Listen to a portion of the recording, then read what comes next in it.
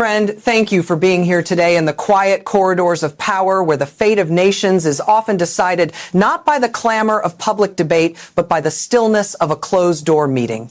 There is a distinct difference between a handshake and a shakedown. For generations, the relationship between Canada and the United States has been framed as a partnership, a brotherhood forged in the fires of world wars and solidified by the longest undefended border in the world. The narrative has always been a comforting story of allies standing shoulder to shoulder, facing the horizon together. But sometimes the mask slips. Sometimes the polite fiction of diplomacy dissolves, and the world is left staring at the raw, unvarnished machinery of empire. We witnessed such a moment recently, a moment that began with a whisper but ended with a shockwave that is currently rattling the windows of Parliament Hill. It arrived in the form of a statement from the United States Ambassador Pete Hora, a man who chose to discard the subtleties of his office in favor of a tactic that can only be described as blackmail. His message to Canada was brutal in its simplicity. He effectively told the Canadian government that if they do not purchase American fighter jets, the F-35, then they can forget about any favorable trade deals.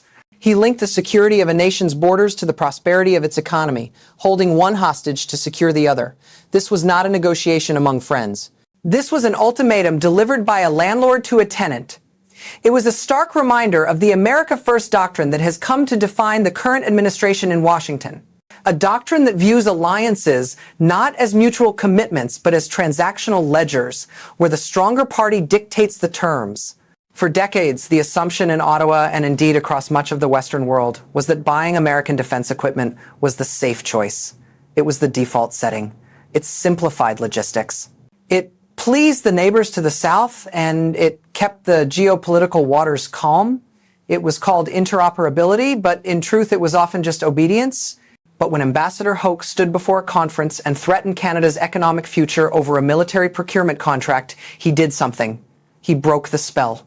He made it impossible for any Canadian leader to pretend that this was business as usual. By trying to strong-arm a sovereign nation, he forced that nation to look in the mirror and ask a terrifying but necessary question. Is Canada a partner or is it a dependency? The response from the Canadian government was not the apologetic retreat that Washington might have expected from previous administrations.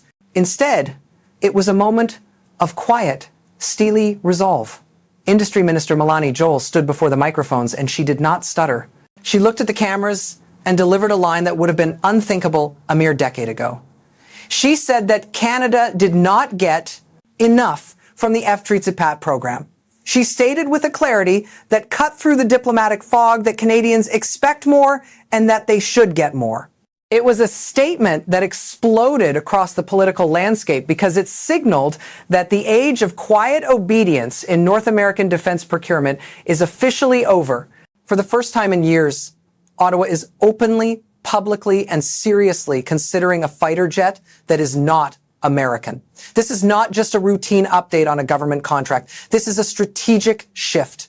It is potentially the biggest challenge Canada has launched toward United States defense dominance in decades.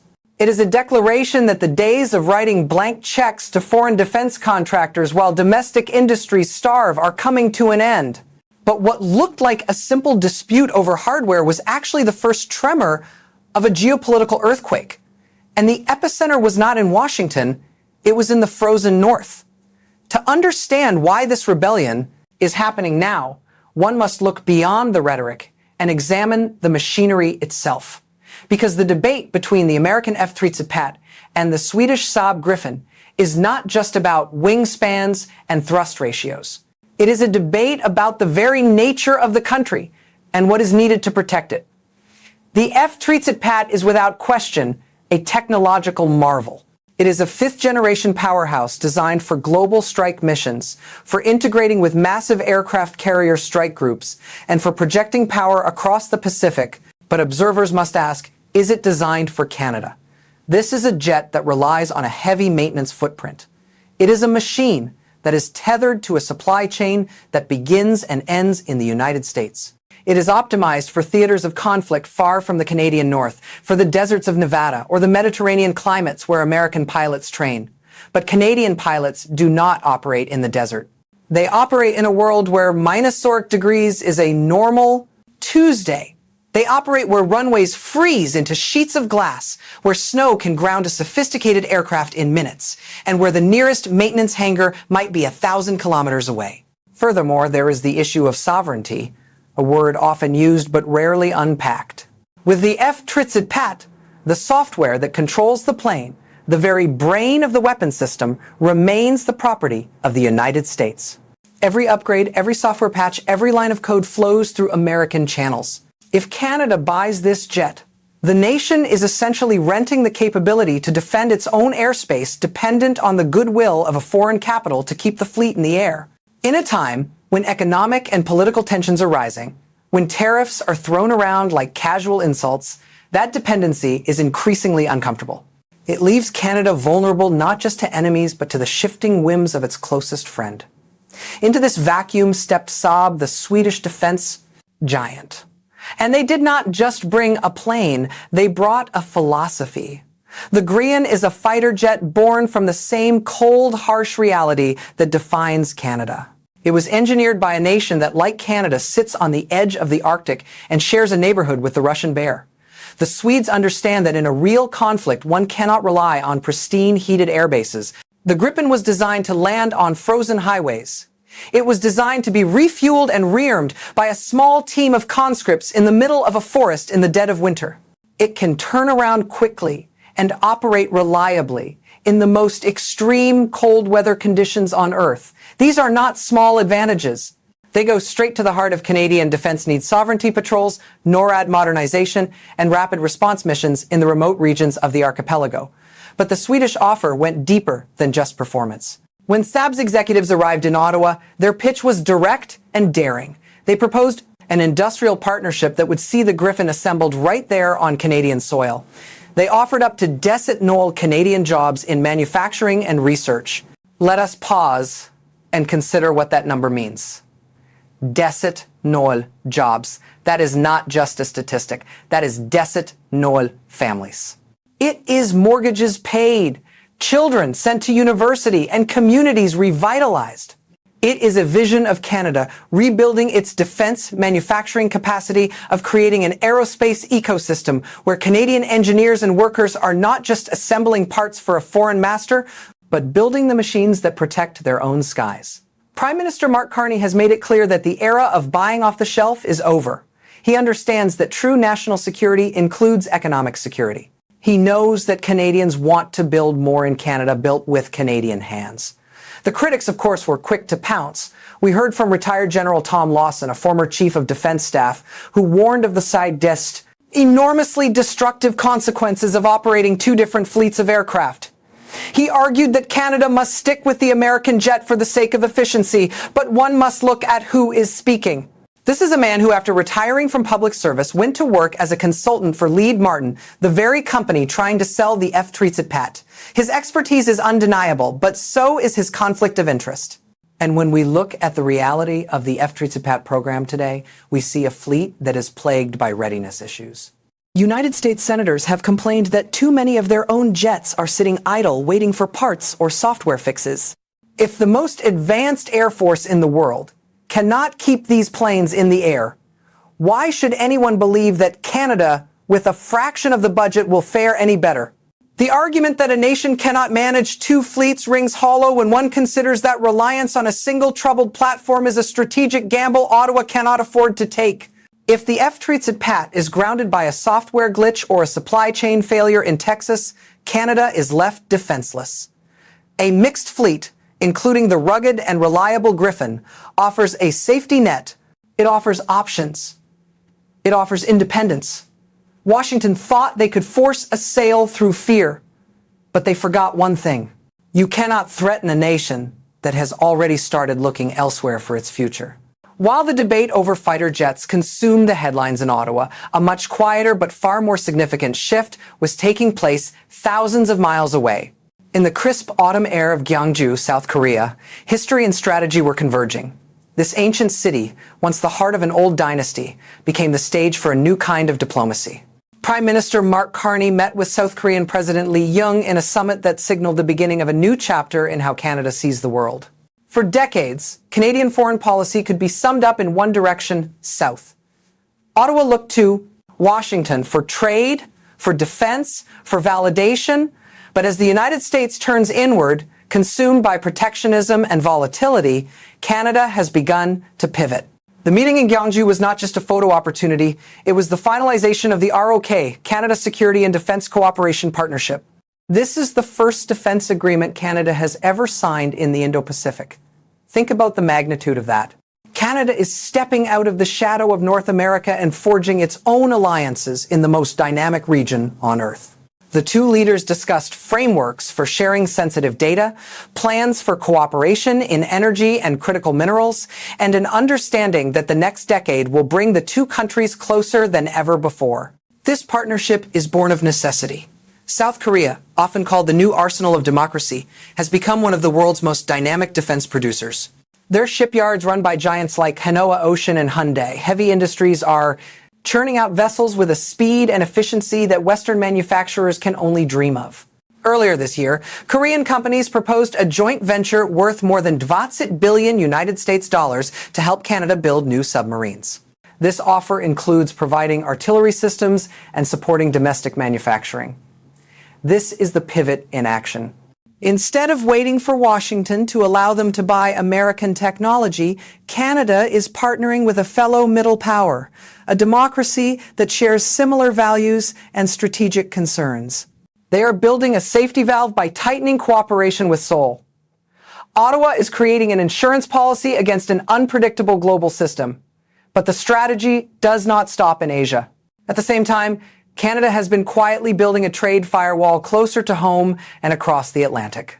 Prime Minister Carney signed a new economic and security agreement with Mexico and President Claudia Sheinbaum, strengthening continental ties independent of the United States.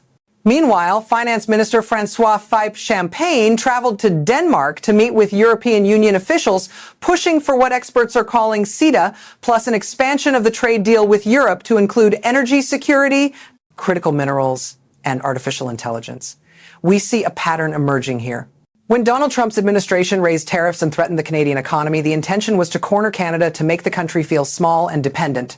But the result has been the opposite. The pressure from Washington has acted as a catalyst, accelerating Canada's outreach to the world. Ottawa is weaving a network of partnerships that makes the nation less vulnerable to the whims of the White House. They are replacing dependency with diversification. They are proving that while they may be neighbors with a giant, they are not its property. For decades, Canada looked south for permission. Now, for the first time, it is looking east and west for partnership. And that pivot exposed the secret that Washington was desperate to keep hidden.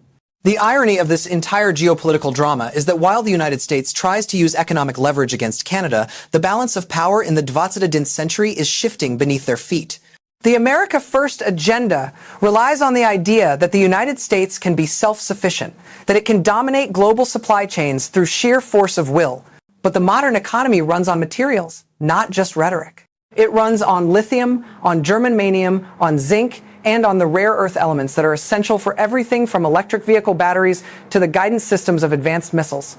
And here is the uncomfortable truth for Washington. They need Canada more than they are willing to admit. Just recently, the world saw a move that puzzled many observers. The United States government, usually the champion of free market capitalism, quietly purchased equity stakes in two Canadian mining companies, Trilogy Metals and Lithium Americas. They spent treatsit pat chisotnol on one and purchased a pat% stake in the other.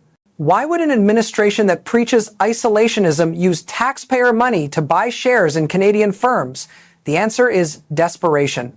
The United States Geological Survey has noted that America's supply of lithium has long relied on imports. They are terrifyingly dependent on China for the processing of these critical minerals. In their scramble to secure a supply chain that does not run through Beijing, they have no choice but to turn to the vast resourceric expanse of the Canadian Shield. This investment transforms the power equation. Trump's strategy was to use tariffs on steel and aluminum to punish Canada, to force it into submission. But now his own defense industry and his own green energy ambitions are dependent on the ground that Canada owns. Canada controls the deposits. Canada controls the permits. Canada controls the environmental regulations. And, perhaps most importantly, Canada controls the refining capacity. The plants in British Columbia process the zinc and germanium that American tech companies and defense contractors are starving for. After China restricted exports of these materials in 2023, those Canadian refineries became irreplaceable. The United States may own some shares, but Canada owns the bottleneck. This is the ultimate reversal of the blackmail faced over the fighter jets. Ambassador Hoekstra can threaten trade deals all he wants, but he cannot change the geology of the planet. He cannot change the fact that every shipment of refined lithium that crosses the border is a lifeline for the American economy. What once made Canada vulnerable, its resource-based economy, has now become its shield. The very industries that Washington sought to pressure have turned into tools of leverage. Investors have noticed this shift. Mining stocks have surged as the market realizes that in a world of resource scarcity, the country with the shovel holds the power. We are witnessing a quiet backfire of the America First strategy. By trying to consolidate control, the United States has exposed its own vulnerability. They have tied their industrial future to a foreign partner. Not just any partner, but the very one they tried to bully. They tried to treat Canada like a colony.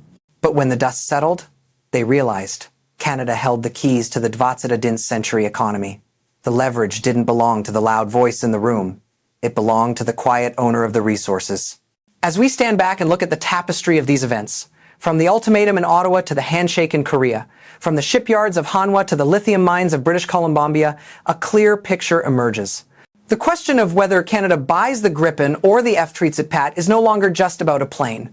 It is about the kind of country Canada wants to be. If Ottawa bows to the pressure and purchases the American jets simply to appease an aggressive neighbor, it validates the bullying. It signals that Canadian sovereignty has a price tag and that foreign policy is decided in Washington, not Ottawa. But if they choose the path that offers the greatest industrial benefit, whether that is the Gripen with its decet-null jobs and complete technology transfer, or a negotiated deal that respects national dignity, they send a very different message. We are seeing the maturation of a nation. For too long, Canada was content to be the junior partner, the quiet ally that never rocked the boat. But the world of 2025 is not the world of the early 2000s. The rules have changed, the old alliances are fracturing, and new ones are being forged in the fires of necessity. Prime Minister Carney's pivot to Asia and his insistence on domestic production are not acts of betrayal against the West. They are acts of survival. They are the actions of a leader who understands that resilience is not built by isolation, but by collaboration among equals. Canada has proven that it can walk away from a bad deal. It has proven that it can find friends in Yeongju, in Mexico City, and in Copenhagen who treat it with respect. And it has proven that the rocks beneath its feet give it a geopolitical weight that no tariff can erase. The decision on the fighter jets will be the final test of this new resolve. But regardless of which plane eventually patrols the skies, the psychological shift has already happened. Canada is no longer afraid to challenge the assumptions that once defined its relationship with the United States. The age of obedience is dead. The era of strategic maturity has begun.